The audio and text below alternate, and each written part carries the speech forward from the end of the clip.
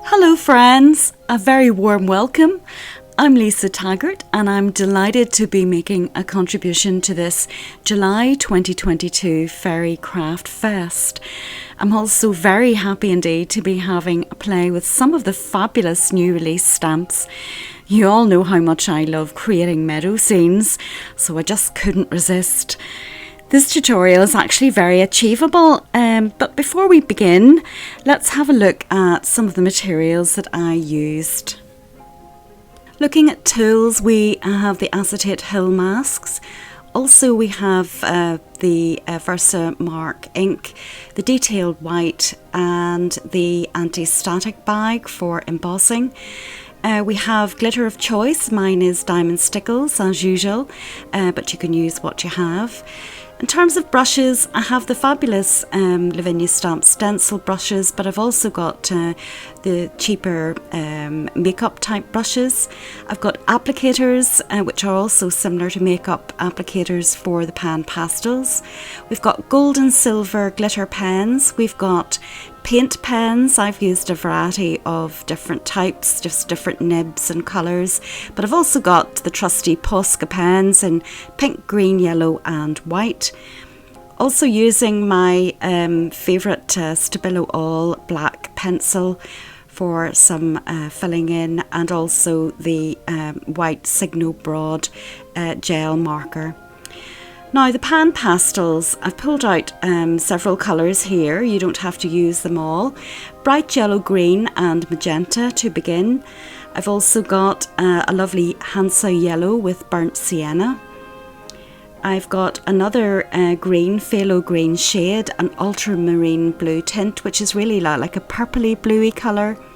I've also got chrome oxide green and of course titanium white, but use what you have. Distress oxides as well, prize ribbon and wilted violet. I've got blueprint sketch, which is a favourite, and spun sugar, and finally tumbled glass.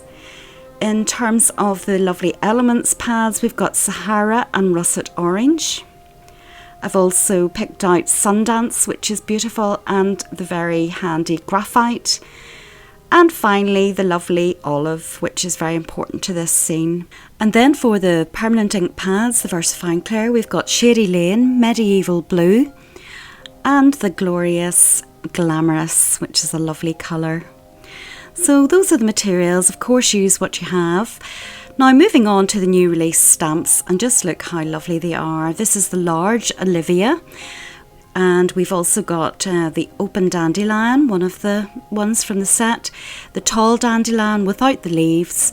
We've got the leaf spray, which is beautiful, wildflower and leaf creeper, which can be used up or down. My favourite bluebells, and one from the Flora foliage set. I think you'll agree it's a wonderful selection. So if you want to make something like this with those stamps, just keep on watching.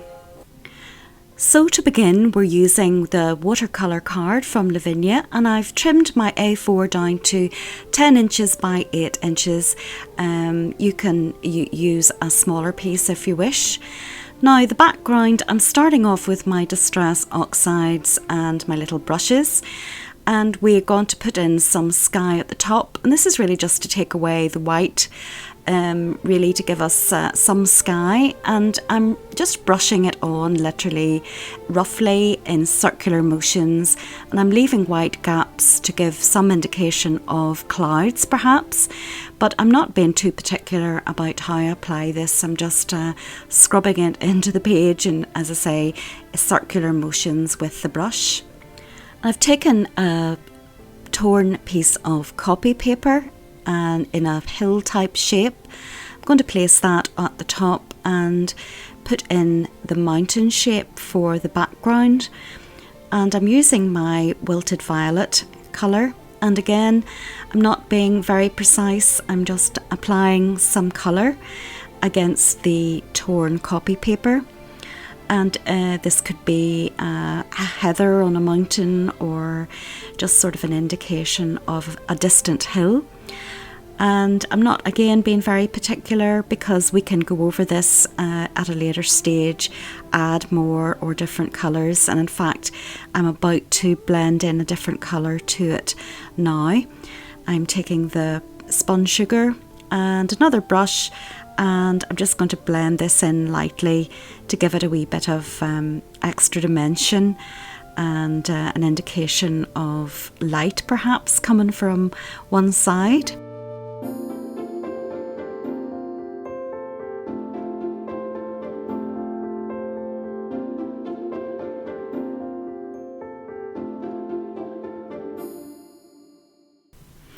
Now I'm taking blue print sketch, as you can see, and one of our Hill acetate masks, and I'm going to create a bit of texture underneath that mountain, add some more hills, and I'm just making it up as I go along, to be honest. I just know that I want a sort of a background and a variety of different heights. I like blue and purple for these type of background colours. So there we have another mountain range, and then I'm just adjusting it slightly and not leaning as heavily for the second application so that it appears to be more distant. So there you are. And I thought I would then take the darker colour of prize ribbon and the more dramatic Hill acetate mask and add a darker set of mountains in front of that.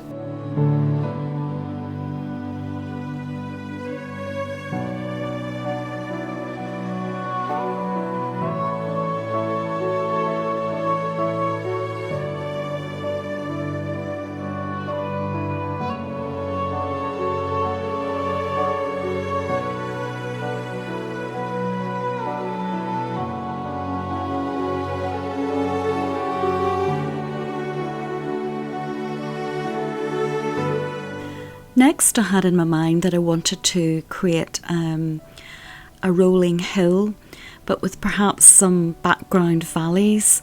So what I'm doing is I'm darkening over to the right hand side just to create a little valley shape, and I'm going to take my torn paper, the same paper as I used before. This time it's the reverse part, using that as a mask to create more landscape. And you'll see that I use the torn copy paper just to create the shape that I want for the foreground, and I'll use a variety of different colours. I think I'm on to the different ink pads now. I'm on to the Element ink pads. I like using the Distress Oxide for the very distant things because they are a slightly paler and mistier, but as you go forward to the foreground, I'm using the other types of ink. They're all water based, but I'm onto the Elements and I'm onto the green now because they're stronger colour. And you'll see again I'm just applying the colour very roughly with my brush. Unlike some of the other tutorials that we've done where I'm very particular about blending, I'm not all that concerned with this project in getting a perfect blend because we're dealing with grass and texture. So this is why this project is quite simple in some ways, because we're just basically brushing it on roughly, and texture is good. And it's quite easy to achieve with the little brushes. Now, if you don't have brushes, don't worry. Maybe you have old makeup brushes, they would do, or maybe you have the lovely Lavinia Stamps stencil brush selection. They are really good, and I'm going to use them in a minute or two. If you can, you use smoothies perhaps, but be very careful because they will apply more ink. The brush is a wee bit more manageable. You can see now that I've taken my stencil brush, and the reason I'm changed to this brush is because I'm going to do a light wash of pale yellow the whole way down the picture. And it's very important when creating meadows, for me anyway, to put down a good layer of the palest colour, and the idea is that when we build the different layers on top of this, that the nice bright yellow will peek through in parts, and we'll be covering a lot of it up, but it's important to have that glow from underneath. So that was Sundance, and I'm now adding a little shading here and there to give the indication of rough patches in the ground. And I'm taking my stencil brush to create a little bit more texture with the darker yellow. And you'll see me now squeezing the brush, and the reason for that is to make a different shape in the brush and to allow me to draw lines with it. And this is great. These stencil brushes are great for that, to be able to sweep up and down and create almost grasses, the shape of grasses and little furrows in the meadow. Now I'm doing the same again with the green stencil brush, and I want to add different lines of green across the meadow grass. And as I get towards the bottom, I will be filling the bottom in darker with the green, because it's closer and a darker, brighter colour as you come down to the front of the picture. Now, if you're doing this project, don't worry that yours isn't exactly the same as mine. The idea is just to create your own version and to put your lines and your colours wherever you feel appropriate. No two pictures will be the same, and that's the beauty of it. Your texture will be different from my texture. Your grasses will be in different places, and it's just, the idea is to get the colour down and the different textures in place and create a variety of shades.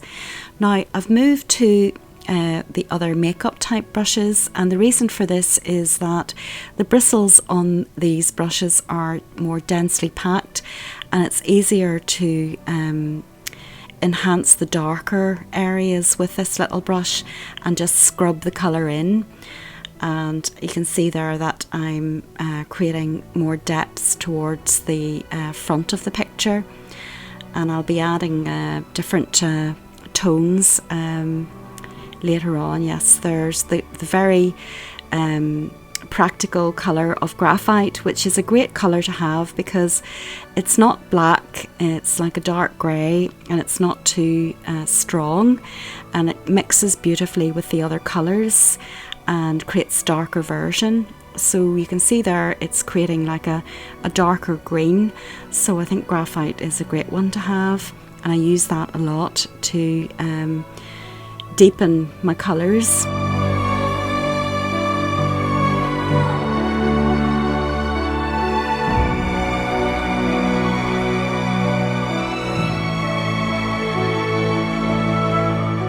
Now finally I'm going back to the yellow, the pale yellow, and I'm just rubbing it all over. Now this is the only real blending that I'm doing.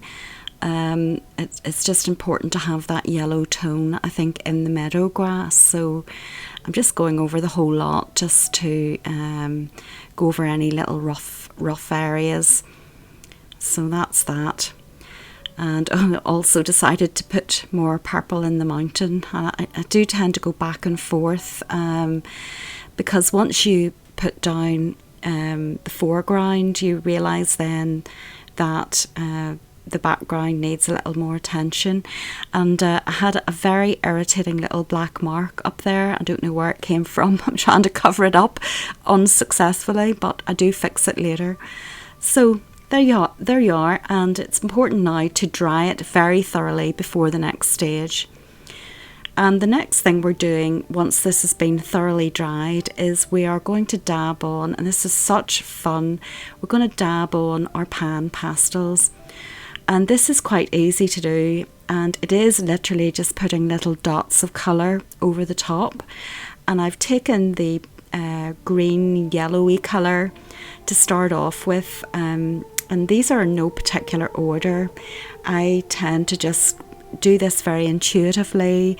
I have a very much a suck it and see approach, which isn't always good, but I just roll with it and put in what I think will look good. So as you can see, it's very easy to blend in. Can you use your ordinary pastel pencils? Yes, of course. That they would do just fine. If you don't have pan pastels, you can use your pencils. But the beauty of the pan pastels, I think, is speed. Because they can be dabbed on very quickly. It will take a little bit more time, perhaps, if you're using pastel pencils to add the wee dots of colour. But you can, of course, do a more precise version if you're using your pencils. So I've gone on, I think, to a darker green, and I'm mixing that in with the paler green. And this is such fun, honestly, and it is a bit random. It is very simple to do. It looks an awful lot more complicated than it is. So don't be put off. Be brave. Now, the next colour I'm using, this is where you do be very brave, is the magenta, which is one of my favourite colours. And this is where we start to add the meadow flowers. And it's just a hint of flowers, and that's why it's quite easy, because really all you're doing is putting little dabs of colour here and there, and it is just to indicate what might be in the background. And some of these colours will fade as we go on with the different layers, but that doesn't matter. You can see now that I'm putting some brighter yellow just to the very top of the hill. Perhaps the sunshine is hitting the top of the hill. It's also a useful colour. If you don't mix up your pan pastels as I just did, it's a useful colour to mix in with the rest and blend. If you think something's a bit strong, just go back and mix it in the same way that you would with your inks. So it's all about layers, and it is amazing the difference that the different layers and the different mediums can make, so long as you put them in the right order and you dry very carefully in between. Now this one is like a pale purpley colour, and it was really to help tone in with the mountains in the background and to add hints of, I don't know, daisies or pale flowers. Now a lot of this doesn't survive at the end of the picture, but not to worry. I like to set the scene, and it's all for the stamping. So now we're ready with the background and the scene. I'm taking my anti-static bag and very carefully then patting that on top, and yes, it will dull down the colours a little bit, but we'll revive them later on. So I'm going to do the foreground stamping of these beautiful stamps in opaque white, and once we get those in, we can see where that takes us and what is still left to be done. And all I'm doing is, for those of you who haven't come across this before, it's using clear sticky ink called Versamark, and that will allow the white powder, which I'm about to use in a little minute, to attach to the stamping. So this is the detail white opaque ink, or sorry, powder, and I just put that on top and make sure that the excess is taken away. And I'm doing them individually because I don't want to get little stray dots of powder where I don't want them. And then the next thing you do is you take your heat tool and you heat up the powder, which is plastic, and it becomes permanent and nice and bright in the foreground. So I'm going to repeat that with some of the other little stamps, just to put in some structure, and it's all about composition. One thing also, you'll see that in a minute when I bring the picture back, I've kept the centre of the picture quite light, and the reason for that is that's where I'm going to place the focal image of the fairy later on. Now, if you enjoy my videos, I'm delighted to find out that YouTube have made me eligible for the Say Thank You icon, which can be found below where you find the like and the share buttons. This gives my subscribers the option of buying me a coffee as a thank you. No pressure, of course, but if you're so inclined, this would certainly encourage me greatly to make more videos, and I'd be so delighted.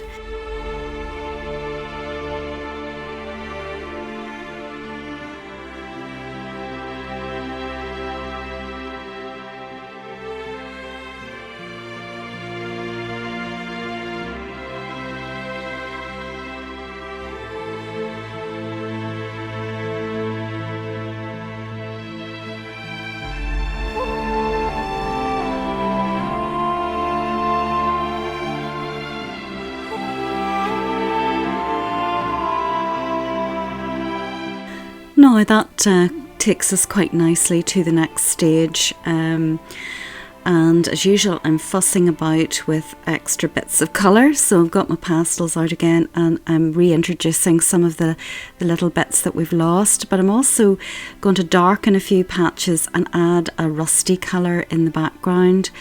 I've decided that I want to create the impression of trees in that part of the background there, so I'm just putting in some rusty colours and we'll be doing some stamping there.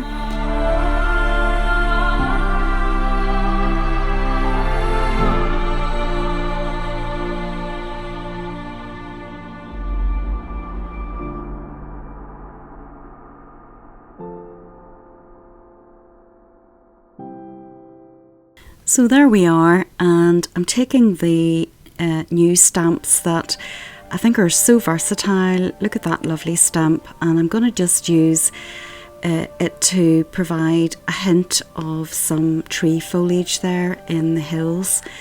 So I'm just really masking off the bottom of the stamp and using the top, both first and second generation ink.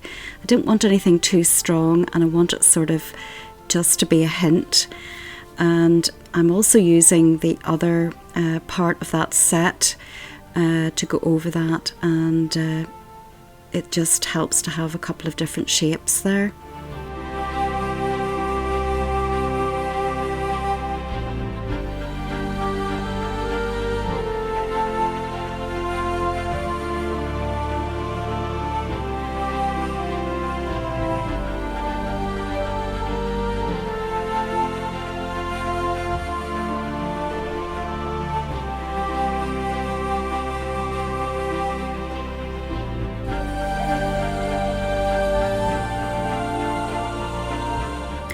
Okay, now for the focal image, and I've taken my Medieval Blue, which is a permanent stamping ink, and I'm going to stamp up my lovely fairy, Olivia. Give it a good coating of ink. Now, because the background that I'm about to place it on top of is quite chalky with the pastels and all the rest of it, it's not going to be a particularly clear image, and you'll notice there that I try to dab some of the ink off the feet, because I don't want her feet to be very stark. I want it to nestle into the grass, or to give the impression that her feet are nestled in. Now, it's not very bold, but that's good, because what I want to do is to add some shading to the fairy. This little fairy isn't in front of a moon or a sun, and so wouldn't, strictly speaking, be in a great deal of silhouette. So what I've decided to do is to highlight the front, where perhaps some sunshine will be shining on her, and both with pastel, some yellow at the front and a little bit of green just to her back there, just to give her a little bit of shading. And I'm now taking my Stabilo All black pencil, and I'm going to add in some of the detail there, just so that it stands out against the background.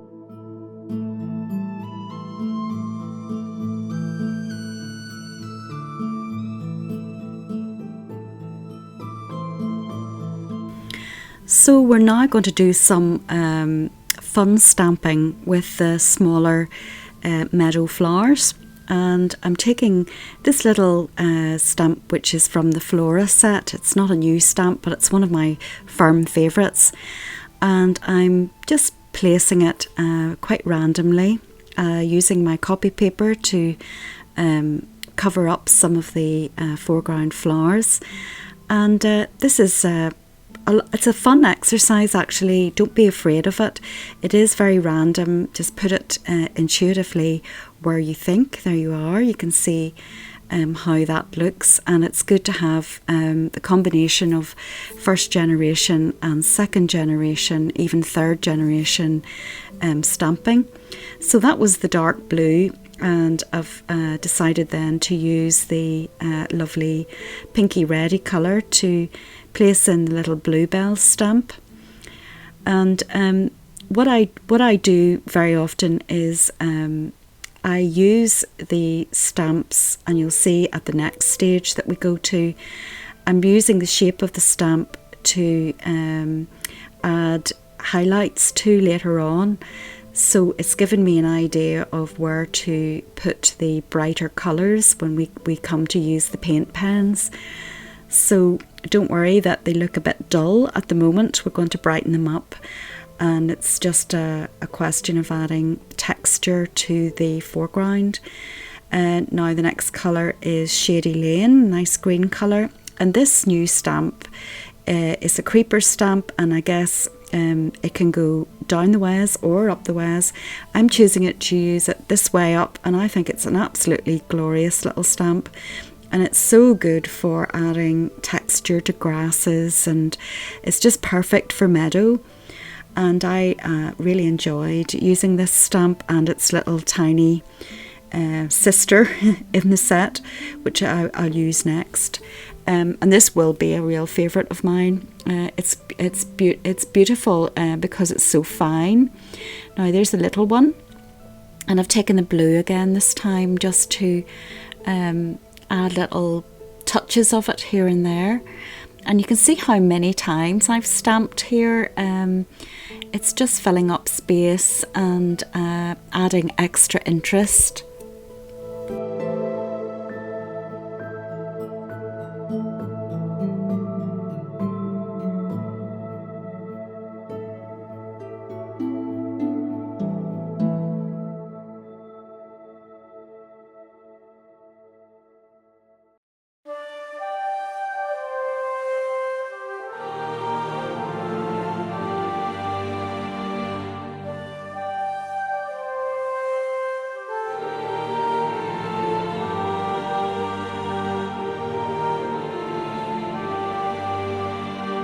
So now that that's dry, this is where the magic begins, and simply just take your finger in your titanium white pan pastel and rub it around the little dandelions, and look how lovely they look. Now I've tried to do that to the one she's holding, and I will restore that one later. But just filling in the embossed areas makes them just so much brighter.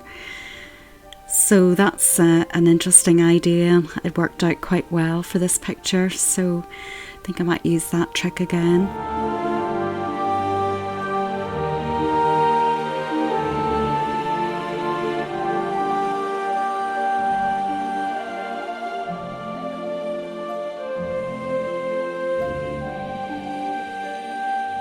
So we're nearly there, and as you know, it's all the little finishing touches at the end that I enjoy so much, and we're about to add those now. And it's basically taking your paint pens. I have a combination of the Posco pens and some other brands. It depends what the colours are. So they all work, so use what you have. And what I'm doing is I'm going to show you what I'm doing. As I said before, you can use the stamping to fill in little dots on top of the stamping, so that's one way of doing it. You can also add little dots of colour just wherever you want, but there you can see I'm picking out the bluebells and adding some dark pink Posco pen just to brighten them up. I'm also taking the broader pink pen and adding little extra dots here and there. It's a slightly different colour pink, which you can't really see.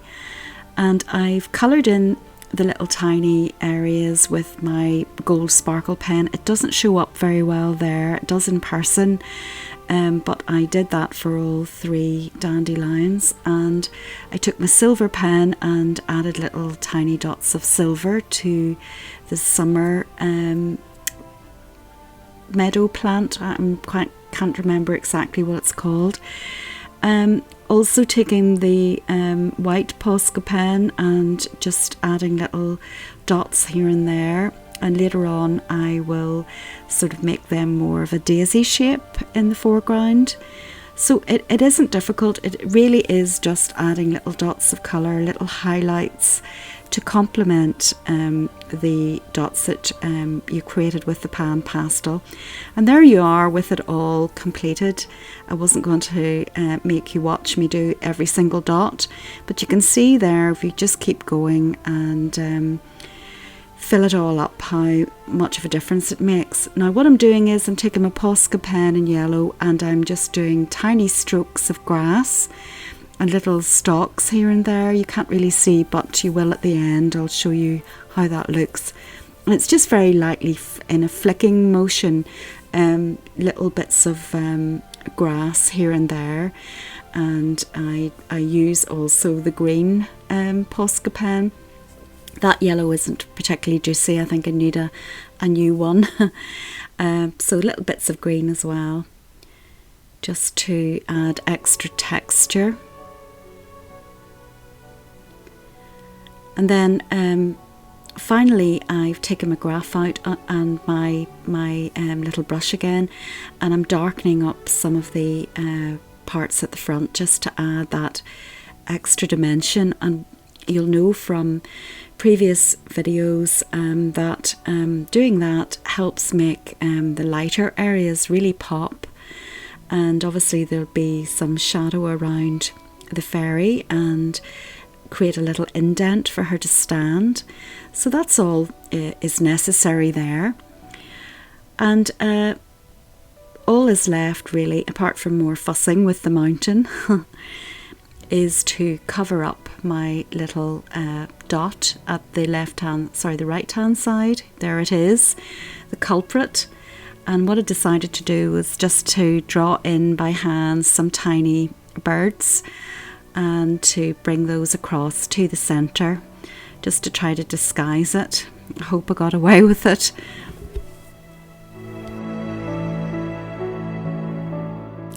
And the final touch, of course, is adding some sparkle. It's obligatory, particularly on the fairy's wing. It just brings the whole thing together. I really need a new tube of glitter. Obviously use your glitter of choice. There are so many to choose from. I like this because I think I have more control over it.